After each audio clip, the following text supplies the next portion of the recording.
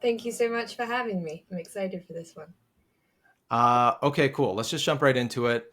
So, are we in currently the best era of tennis fashion, the worst era of tennis fashion, or somewhere in between? That's a good way to start the pod. I think we are certainly not in our best era. I think we are teetering right around the bottom. I'm not sure we're right in the worst of it, but we're just about there, I would Why do you say. think that? Why do you think that is? Because I feel the same way. Like on court apparel right now feels like it's almost like it's getting more boring. Like these brands Yeah. aren't taking any risks. They're not being innovative with their styles, their fabrics, etc. When at the same time, tennis fashion from a lifestyle perspective is actually blowing up and there's more collaborations than ever. Why are we at that point on the court? It's a good question, and I think there are a couple of contributing reasons. I think kind of along the lines of what you just said is that there are so many more brands competing in this space or this market now that it's feeling really saturated, and there's a lot of knockoff designs or leaning into that kind of country club aesthetic, but a lot of those brands are doing athleisure and then not doing performance. And then the brands that we're used to doing a crossover of both fashion and performance, like the Nikes and the Adidas, have had their own challenges over the last, I would say, 8 to 10 years that have reflected in how they contribute to the sport of tennis. For Nike, it's really been about kind of what life has been like for them post Federer and losing, such an iconic member of the Nike tennis family. And that How did they lose Federer? essentially they didn't want to put the money behind a new deal. They saw Federer on his kind of way out in that 2016 era, and I think Federer also wanted a deal with a brand that would allow him a lot more opportunity for innovation and kind of business contribution. And you could see how he, wants that and participates in that now with On Running. Is he wants For to sure. be, he's an intelligent guy on and off the court, and he wants that level of involvement. Nike wasn't willing to offer that or kind of, put the money behind that. Uniqlo did. And since then, I think Nike has also, from a business perspective, suffered challenges in other ways. 2016 was right around the height of Adidas and Yeezy. And when that market share in the US finally started to level out after years of beating out competition, they went through like internal restructuring that meant the finances weren't really there. And they Right. took the decision to basically cut the Nike tennis department, rolled it into sportswear. And what we're seeing now is the result of a design team that are not tennis specialists, they're sportswear specialists. And they don't understand the market in the way that they used to when they had real tennis heads behind the Yeah. behind the There game. there's actually like a lot to unpack there. Like Yeah. with Fed, you know, for me, like the obvious question was why didn't they do something like with MJ? Yeah. Like, and I'm not saying that their sales would match MJ because just like the NBA or the basketball kind of like apparel industry is just so much bigger than tennis, but still Mhm. Federer had that opportunity to build that iconic brand. And you know I what I agree. mean? Like tennis wear is being worn more and more off court, Hmm. than ever before as well. So I guess, financially speaking, obviously Federer with Uniqlo and then with the On Running deal came out on top. But again, I was just surprised that Nike couldn't ink a deal that would make sense Yeah. for both sides. But I guess it's just the numbers in tennis just aren't that high for them right now. Yeah, yeah. I mean, I think even the people who kind of worked internally at Nike was surprised and felt let down by the fact that they didn't, get this deal over the line. And I do think that some of those other factors that I mentioned in that 2016 period of time also impacted things. I mean, if we had maybe talked about it 5 years prior, Nike around that 2010, 2011 was still in a super dominant space, they might have made a different business decision. And so it's hard to know how much of it was like behind the scenes, Nike really just had to get their numbers right, and how much of it was they didn't believe in kind of his legacy or the sport of tennis really being kind of worth that level of investment. Because we've seen them, you know, over many years do iconic lines with different tennis players and kind of have these specialist shoes. But that Vapor line that Federer really, you know, made huge contributions in terms of the design, that's the most successful Nike tennis shoe ever made. I mean, multiple Grand Slam champions wear that shoe. And for that line itself, not even to kind of get that Federer name to it. And the fact that they've also kind of done away with legacy shoes like from Serena, which again was another really successful, innovative shoe with a really interesting story behind it as to how that was really designed and made. And it was really ahead of its time. And it's, I think for me, the biggest shame is to lose that innovation and the performance aspect from Nike, because growing up, that's always what I associated with them, was like, this is the best performance gear that I can get. And now it just totally does not feel that way. It feels almost the opposite, that it's like the cheapest. Yeah, you know, they're getting away. And I don't want to just hate on Nike for this. That's not the purpose of this. But I love Nike. Yeah, same. But like, I feel like they're getting away from their roots. Like, I know that like one of their first big like brand ambassadors was John McEnroe, right? And tennis was like and running, you know what I mean? Was like what Nike all started with. Obviously they got into basketball pretty early, but like I now feel like some, you know, MBA there is looking at the numbers and they're saying, hey, basketball and another sport, whatever, drops, you know, like 85% of our revenue. Let's just like turn our backs on some of these other sports that have been part of who Nike is. And I think when you just look at the dollars and cents, okay, maybe that makes sense in the short term. But when you actually look at it from like a brand perspective, long term, I think they're kind of making a mistake, because clearly over the last 5 years, you know, especially after losing Fed, you know what I mean? They've just like have put zero real effort into their product line. And I'm even looking at like the Australian Open kits, you know what I mean, coming in a couple weeks from now, and they're not like, they're boring as hell. Like they look, the silhouettes basically look like last year, but like their colors are different. But like it's still, again, it's nothing that I'm like, oh, that's sick, I want to go out and buy that. They're just doing a shitty job. Yeah, I would agree. And you know, I think Nike has certainly taken that eye off of some aspects of performance, just as you said. I mean, I know that they kind of have a pendulum in terms of how that organization works, whether they structure by sport category or whether they structure by gender. So right in that period of time, they switched to a gender-based internal structure, which affects kind of how they look at innovation and design.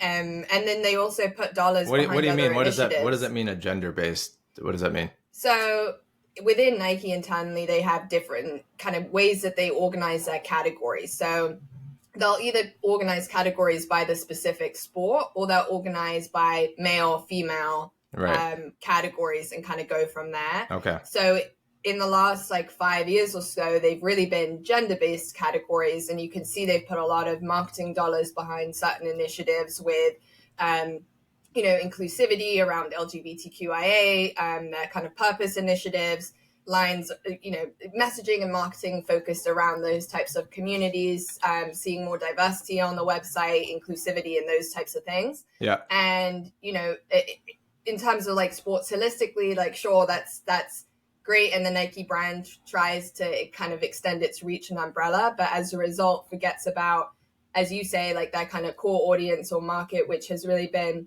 the performance and what people expect from Nike in terms of the quality of gear for the price that they're selling it at. And their lines don't match. You know, basketball is the one that they still, you know, believe they have the most retail strength behind. They think they're going to sell more basketball shoes than tennis shoes, which of course makes sense. And it feels like all the sports that kind of come off of that have just been forgotten, and it's a real shame. But they're not the only ones. I mean, I would definitely throw Adidas under the bus too, and in a way, I think they've even been worse. I agree. Because Adidas has also been long-term players in tennis, and over the last also since about that kind of 2015, 2016 period, they've really come out with nothing interesting. And again, one can point to some issues that they've had in the last 5 years financially with losing Yeezy and kind of plugging that hole. Their leadership teams have changed, but I think they're doing a pretty awful I have job. no desire to buy any Adidas tennis wear these days, No. especially their shoes. They're awful. You did mention Serena. You did mention Serena Nike, and what came to mind for some reason was the collaboration Nike did with Off-White when it was kind of the last time I feel like they actually took any risk. What do you think about what collaborations do you like out there? There's the Kith, the Wilson. There's a number of other examples. Mm-hmm. And then the other question on that is, with the collaboration, some of them are cool, but very few of them make it to the court. Off-White and Nike was the only one really I can think of that actually made it on court, right? In the biggest stage, US Open, with Serena wearing them. What are your thoughts on the collabs? What do you like? And when are they going to get to the court, if ever? Yeah, that's a really good question. And I think that's exactly what came to mind was like, we see so many interesting collabs over the last year, but so many of them aren't worn by the players, which it confuses me as to like what the strategy is behind that. You know, the Wilson Kith collaboration to me was the most stylish and the most wearable of them that came out over the last year. And I think that Wilson's done a really impressive job of rebranding and sort of taking on the opportunity of Nike and Adidas falling away a little bit and kind of coming back into the space as a player that isn't, you know, funny-duddy old man I agree. tennis clothing anymore, and has done a really good job at that. But, you know, I'm interested to see they've signed a whole bunch of new players this year. You can tell like they're pushing their initiative forward and trying to get head-to-toe Who did they sign? deals. And they've got Alicia Parks. They've got Jari. I thought Jari was a weird signing. Like with Wilson and Kotsiak, like, you know, Kotsiak, very fit, attractive, wears the Wilson clothes well, and definitely Wilson stepped up huge in their designs. I would say that they're probably top of the game right now. But you don't see it on many people. Jari like doesn't come off as like, you know what I mean? Like Dimitrov was just looking for a new sponsor, obviously signed with Lacoste like 4 months ago. And at first I was wondering, would this help his style? Not. It's actually, I'd say he looks better now in Lacoste than in what the Nike was. But Jari, like, he doesn't come off as cool to me, but is he? Do you think he's cool? Yeah, I totally understand that. I think it's a challenge for Wilson to knock on the door of top 20 players. I think that level of budget is something different. And Jari's, you know, had a good season last year, played some impressive tennis, is not, you know, just inside that top 20, is probably about what they can afford in terms of like big splash at the moment. I don't have any inside scoops on their strategy, but I would assume do these brands pay players a lot of money in general? Because, you know, I feel like when you're outside of the top 30, like some of these brands aren't even paying the players. I could be wrong. Maybe it's 50, maybe it's 75, but I always say it's a good opportunity for new brands to actually get their clothes on some of these players outside of the top 50, because I don't feel like much money is being thrown at them. Is it kind of a situation where there's like no money being thrown at them, and then when they get in the top 20, like a lot of money's thrown at them? Yes, kind of. And depending on the brand and, you know, how big they are will depend on how much they're willing to spend. So, you know, for example, Nike over the last year has said, we're not paying anybody who's outside of the top 20. Other than like some special cases like a Raducanu or someone like that. Kyrgios probably. You know, has a longer term deal. But it used to be that Nike, I think, paid people up to the top 50. So it just depends on kind of the size of the brand, whether they have connections with the market that brand is based in and things like that. But, you know, I would agree with you. I think any brand that's trying to enter the space, you try to pick off players that are in that 50 to 20 zone and hope that you can, you know, catch them riding on a way up. For example, like, if someone had Eubanks last year, that would have been a great ride for them from a marketing perspective. And so just like brands might take picks on, you know, influencers growing and certain accounts or collaborators they want to work with, it's kind of the same principle with players in that top 100 space, where every year you should really be looking to make some bets on players that are right around that zone and hope that they can ride an upward trajectory and you get the benefit of them, you know, finishing higher than maybe they've ever been in the past. And so are a lot of the their sponsor in agreements that way. with like some of these top brands, like with the players, it's a base amount plus based on your results. So like Chapo, for example, obviously a Nike guy. He's been with Nike. I think they probably signed him when he was like 15 or 16 because they saw the potential there. And now he's dropped outside the top 100. I don't Yeah. want to go. I don't want to go into it too deep, but like, does that mean is Chapo making money with Nike right Yeah. now? Are they going to drop him right now? Like, what do you think?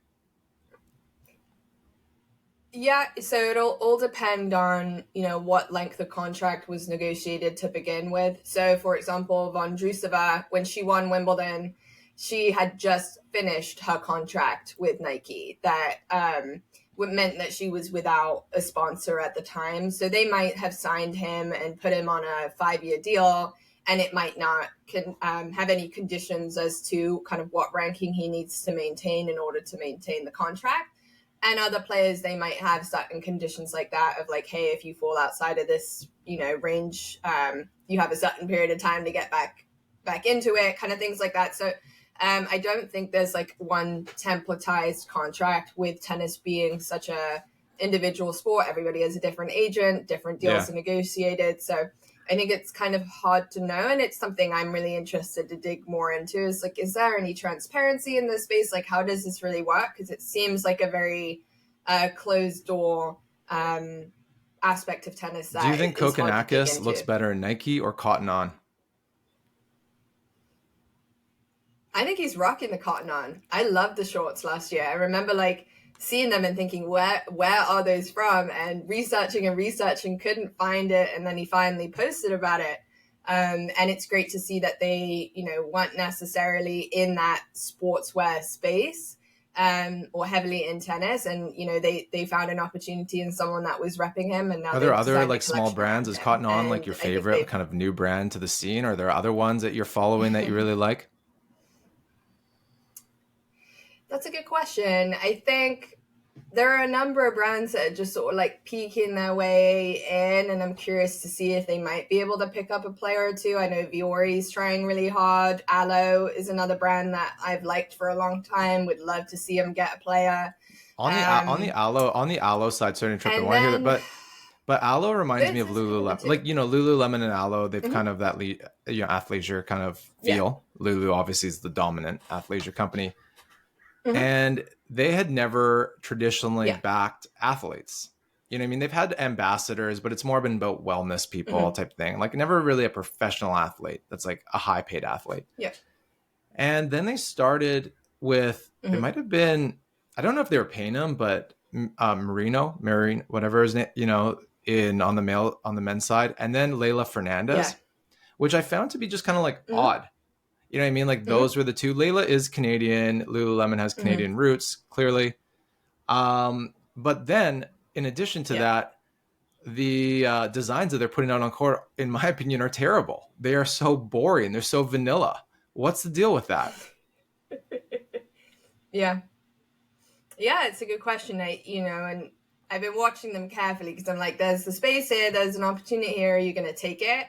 For Lulu, it's annoying. I feel like they're just falling short of the mark. Like I've gone to their stores and I've tried on a lot of their gear and I want to like it and I really don't. From a functional perspective, for example, the dresses have the shorts already sewn in, which is fine, but then there's no zipper to get into the dress. So it's a nightmare getting in, but when you're sweaty after the fact, trying to get that off is horrible. And I don't want to do that. Or the material's really thick, so you feel very hot in it. It feels like they don't yet understand the performance gear behind those sports. And for Alo, I think where I felt disappointed is that it's too kind of influencer, like cutesy tennis. Like I play tennis once a week in the park with some friends and maybe I'm like a 2.5 type of level. Like these aren't dresses that I would want to be playing, a 3-hour match in. I don't feel supported or comfortable, like kind of in that design. And so, a lot of it for me has just been like the intention is there. Like you can see what they're trying to lean into, but like, they've not done. you're talking about like specifically for women. Like, do you think there's more opportunity in the women's space of tennis fashion than men's? Because typically there has been, right? Men dress, pretty much the same, over history. Like we don't take as many risks. Like if you walk down like a shopping area in any city, like there's going to be 80% of the stores and spaces for women, 20% for men, or maybe it's 90-10. But I also feel like even for women, like there must be some more like opportunities for very unique designs that you haven't seen, but I'm not really seeing yet. Are there any brands that are really taking risks that have? Like I know Ostapenko with the ruffled shoulders last year. I would say that was a risk, but it did not pay off. What are you thinking? Yeah. Yeah, look, I mean, I think just by nature of the fact that women, have dresses, skirts, shorts, there's just more options in terms of design with, whereas with men, you're talking shorts and t-shirts. So there's only so much kind of innovation or creativity within the design space that one can do with that. But I like that there's, brands trying new styles like the sleeveless shirt, with Ben from On Running. I think that worked well for him in terms of, his style and kind of suiting that. But yeah, I think for the women's game, to be honest with you, as someone who pays a lot of attention to both functionality and performance and also how something looks, there's not one brand yet that I found where I'm like, I am 100% happy with this entire design and how this looks and feels. There's small functional things that I think sometimes get forgotten, and kind of where I have questions is like, the brands that are working with top players, or, it doesn't even need to be a top player where those conversations should be happening between the athletes that's wearing the gear and the designer.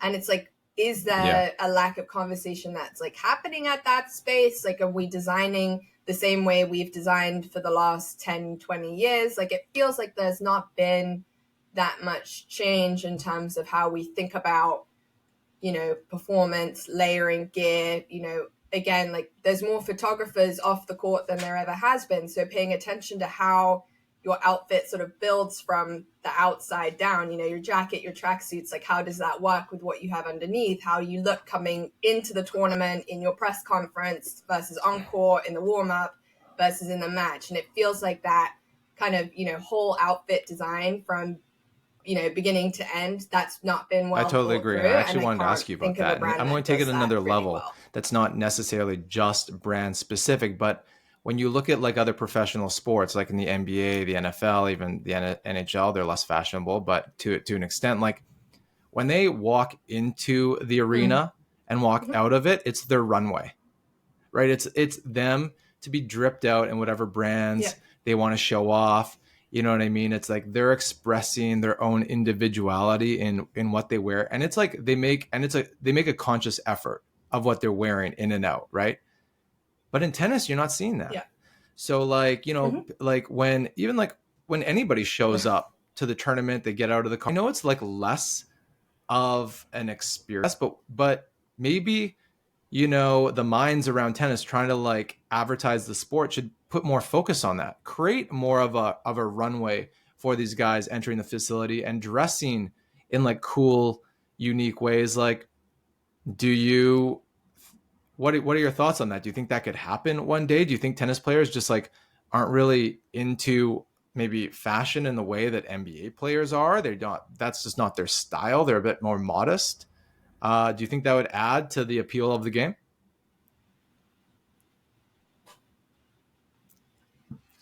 Yeah, I love this question. I've thought a lot about this. I think,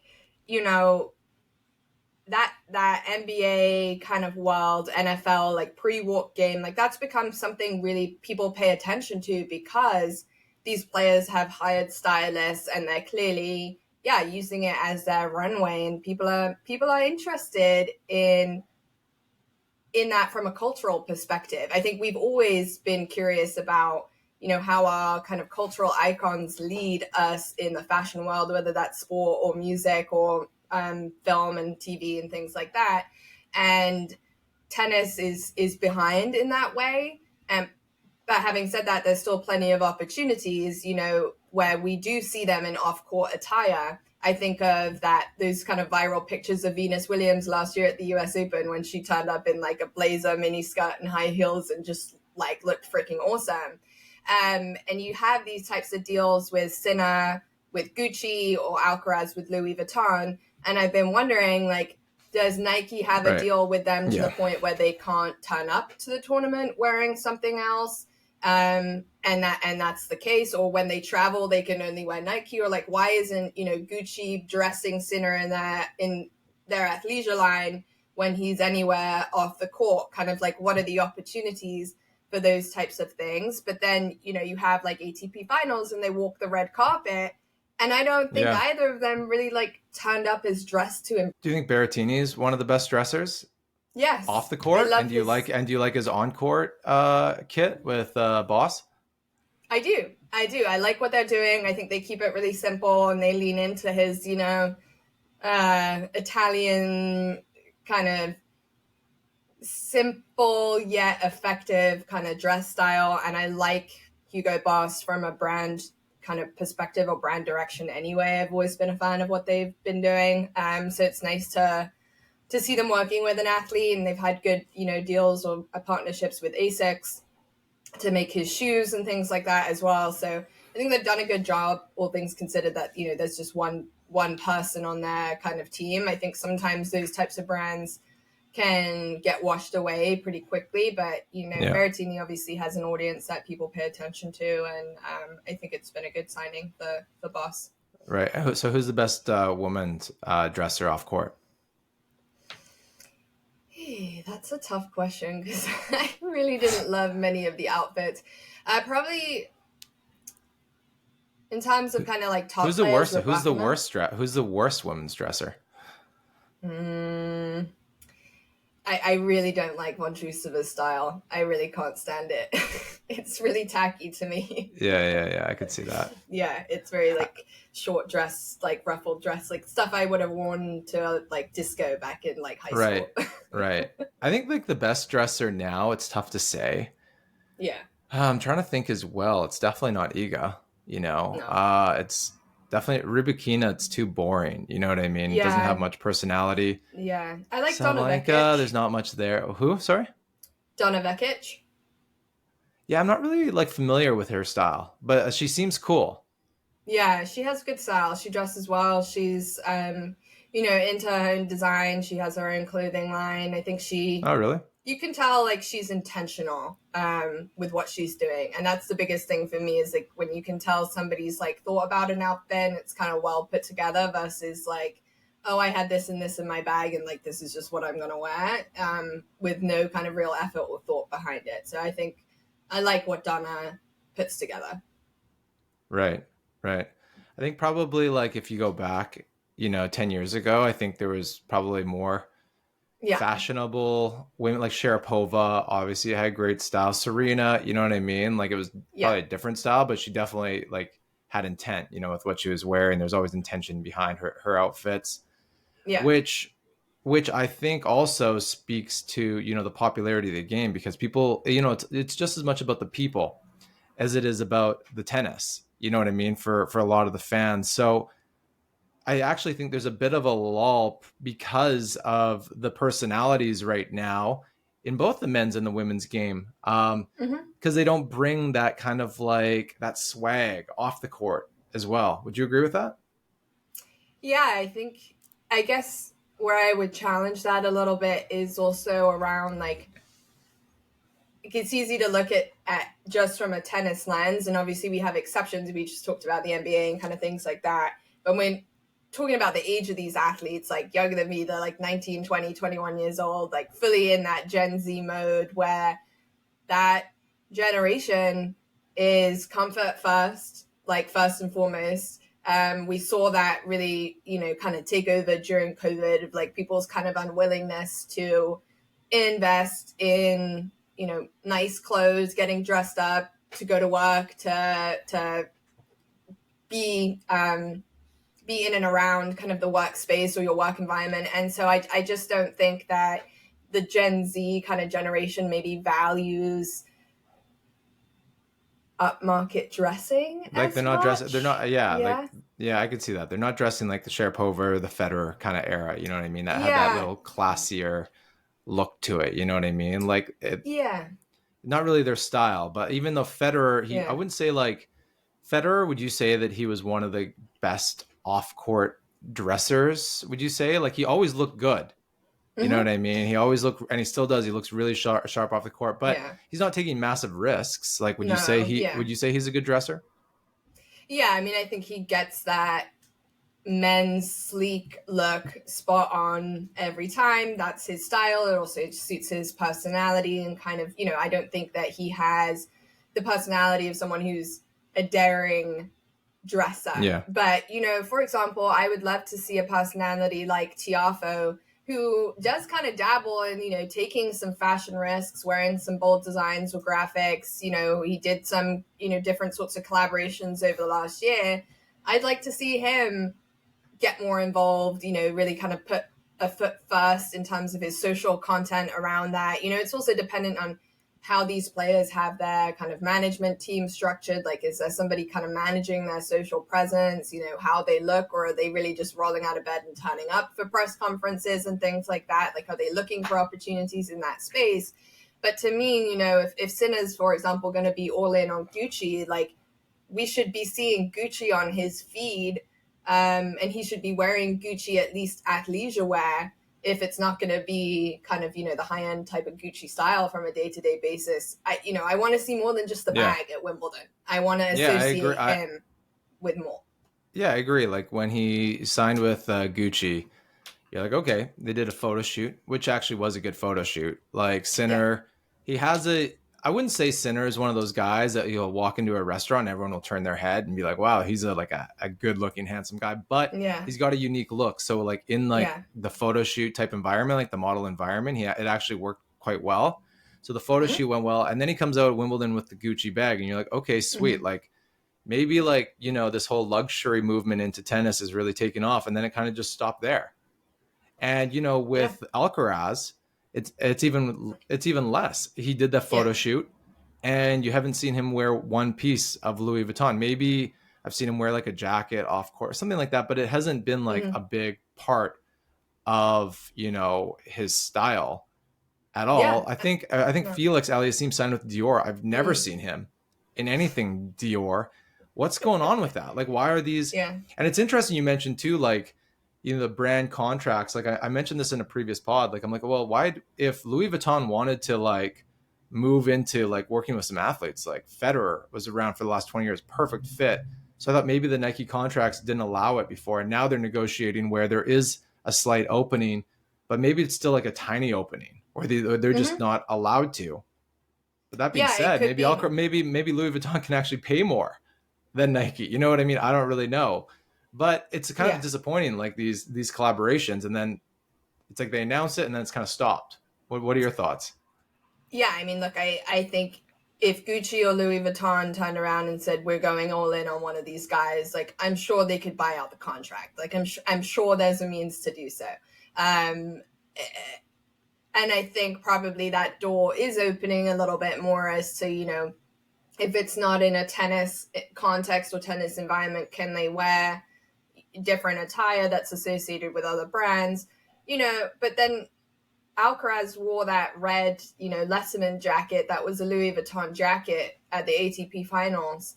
And unless you look at the, tiny Yeah, lettering, you can't tell that that's an LV jacket. And I I'm sorry, but noticed. that's a huge opportunity missed from Louis Vuitton to dress him that way. And also, I'm confused. Like, does he have to wear Nike shoes, or is that because he just wants to wear his Air Forces? Like, I think some of it must Totally. just be like that. That's what he wants to wear. And so it's a matter of like one of these guys saying, you know what, like I want to present myself as stylish. I want to come across as somebody who's fashionable. I want to work with these brands, and I'm going to have somebody on my team. Maybe they won't travel with you, but it's a matter of like this stylist knows I have these and these events around the slams, and they're going to pick these outfits for me. They work with the brands that I have deals with and actually come up with looks, because I just think a lot of the time it's the player picking things out, and brands aren't being super careful about giving them a guide as to what they're supposed to be doing, and they end up in either really basic looks or they just don't wear them at all, or like, why isn't all of Sinner's luggage Gucci? Like, it's just little details like that where the, as you say, the collaborations just end up feeling like they're not fully baked.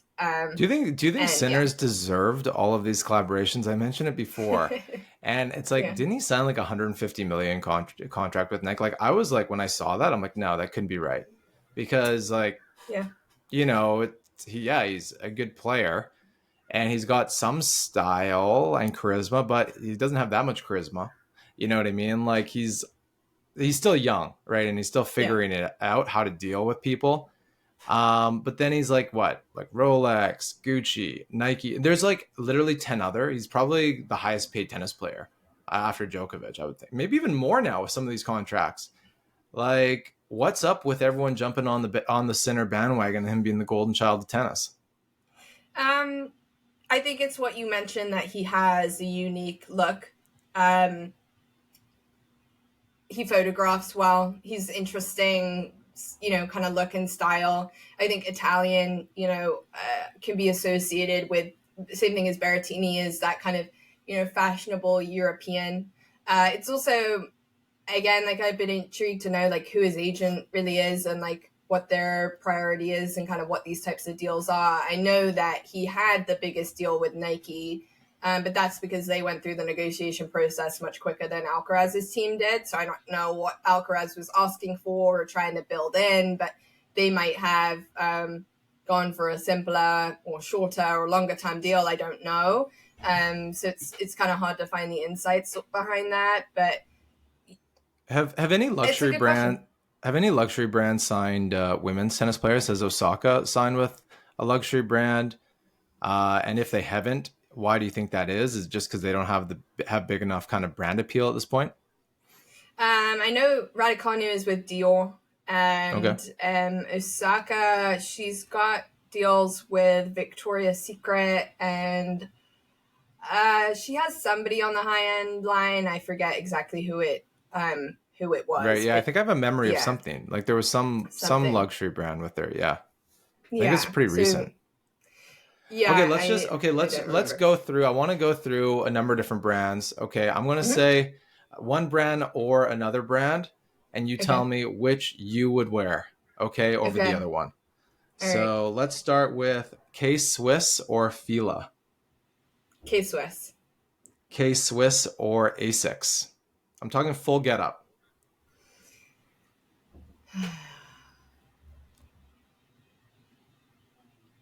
K-Swiss. Okay, you're still in the case. K-Swiss or Yonex. K-Swiss. K-Swiss or Diadora. Oh God. K-Swiss. K-Swiss or Nike. Nike. Nike or Castor. Nike. Nike or Lacoste. Ooh. I just looked at Lacoste kit for the AO and I hate it. Nike. I don't know. Have I mentioned Adidas? Nike or Adidas? Nike. Nike or Penguin? Nike. Nike or New Balance? Nike. Nike. Is there any other one? So after all this shit talking of Nike, you're still a Nike girl. Yeah, the only one that's probably gonna supersede that right now is Wilson. Oh, really? Yeah. Oh, wow. They're really upping their game then. Yeah, for me. Yeah, for sure. If anyone from Wilson's listening to this, they don't ship to Canada, which is really annoying. What? That's crazy. Yeah. How strange. And Chip Wilson, who's the founder of Lululemon, he's like a majority owner of Wilson, but they're still not shipping to Canada for whatever reason. I wonder why. That's very odd. I don't know. Okay, cool. I think that's it for now. We've been chatting for over, I think, almost 40 minutes now. Yeah. And that was super interesting. Thank you so much for your time. We should do this again. That was fun. Yeah, that was a lot of fun. And I think there's it's a really fast evolving space, and brands trying to get their way in, different collaborations. Sporty and Rich is doing another collab with Prince Yeah. soon, so that'll be coming out and interesting to pay attention to. And I think the biggest thing that I got a reigning champ Prince outfit, like yes, matching, like for Christmas. So I'm oh, all over fun, that. Yeah. love Yeah. that. Yeah, they're doing a good job. They got a new creative director, and they're trying a lot of new things, which I think is hard for an old brand like that to try and turn that type of boat around. But I hats off to them for at least giving it a good try. No, some of these heritage brands are doing a good job getting back in the game by Yeah, collaborating with like cool new brands. Okay, last question before we go. yeah. What brand is going to have the best kit at the Australian Open, and who's going to wear it the best? Hmm. Okay, I have looked at all of them. The ones that haven't launched them yet are New Balance. I haven't seen Wilson's line. They haven't released it yet. But based off what I've seen from Nike, Adidas, and Lacoste, I'm gonna go with Wilson. Okay. Loyal. All right, fair. Fair. Okay. So you're not loving anything so far. Understood. No, I'm not loving it. I'm not loving Oh it. no, that's terrible. Oh God. Yeah, Okay, hard to awesome. please. Yeah, well, thank you again. Everyone should check you out. What's your Instagram tag again? Yeah, it's Eliza's World. Okay, now any other way to reach you, or is that the best way? That's the best way to find me. I'm on Twitter and YouTube as well, but all the links are in my Instagram bio, so definitely check me out over there. Okay, right on. Okay, everyone, thank you for listening. We will talk soon. Bye bye. Thanks so much.